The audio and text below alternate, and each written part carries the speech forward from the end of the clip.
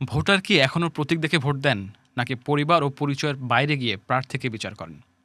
নির্বাচন ঘিরে এই প্রশ্নটাই ঘুরে ফিরে আসছে রাজনৈতিক আলোচনায়। মনোবিজ্ঞানী ও রাজনৈতিক বিশ্লেষকরা বলছেন, ভোট দেওয়ার এখন আর কেবল অভ্যাস বা আনুগত্য বিষয় নয়, এটি ক্রমেই পরিণত হচ্ছে যুক্তি, অভিজ্ঞতা ও প্রত্যাশার সমন্বয়ে গঠিত এক মানসিক সিদ্ধান্তে। বিশেষ করে তরুণ ভোটারদের একটি বড় অংশ এই সমীকরণকে আরও জটিল করে তুলছে। তারা বলছেন, ভোটারদের মধ্যে এখন একাধিক ফ্যাক্টর একসঙ্গে কাজ করছে।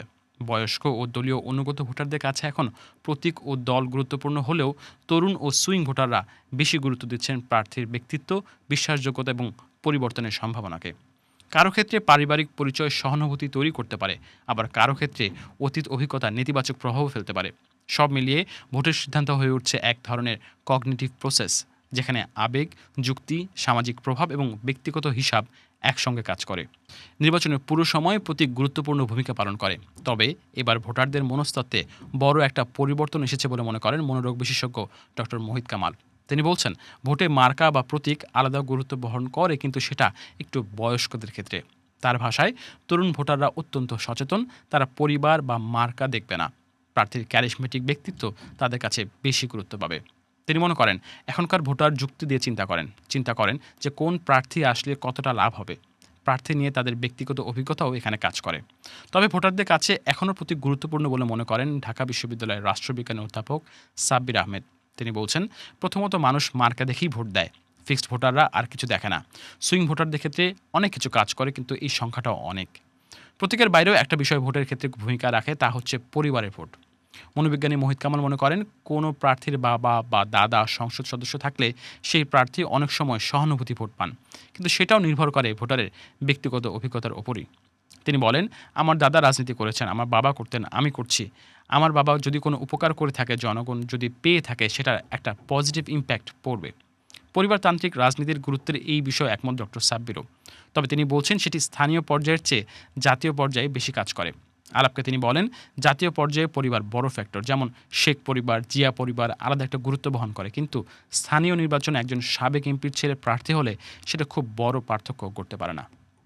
এছাড়া তরুণ এবার বড় ফ্যাক্টর হয়ে উঠছেন। এবার বড় অংশের তরুণ ভোটার, আর তাদের কাছে ব্যক্তিটাই বেশি গুরুত্বপূর্ণ বলে অভিমত দিয়েছেন মোহিত কামাল। তিনি বলছেন, তরুণদের বিভ্রান্ত করা খুব কঠিন। তারা যেভাবে উপলব্ধি করে সেভাবেই চিন্তা করে।